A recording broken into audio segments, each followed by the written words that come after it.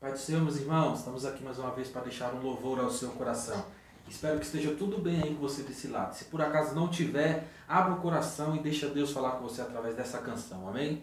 E antes de começar esse louvor, eu quero dizer para você que está aí desse lado, você que está triste, angustiado, amargurado, que se sente desprezado, quero te dizer que ainda há esperança. E através desse louvor, Deus vai restaurar a sua vida, amém?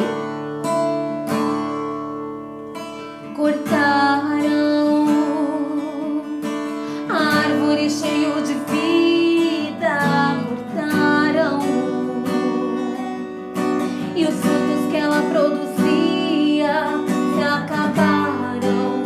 E chega alguém e diz: acabou a história aqui.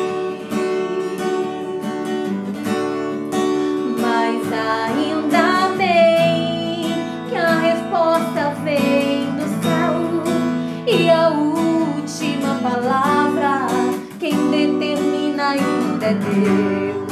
Alguém diz só restou raiz, mas Deus diz sempre daí, e eu vou restituir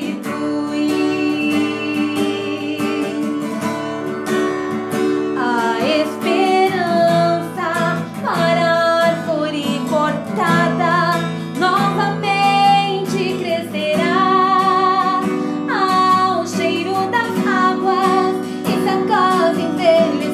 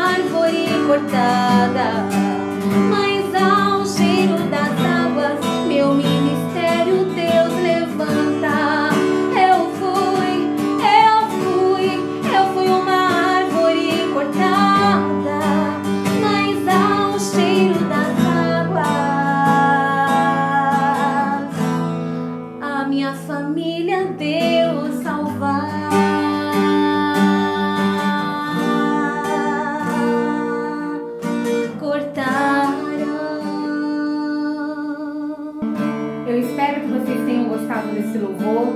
Queria pedir para vocês compartilharem esse vídeo, se inscreverem no canal, ativar o sininho e deixar o seu joinha. Amém? Deus abençoe a vida de vocês. Com Deus.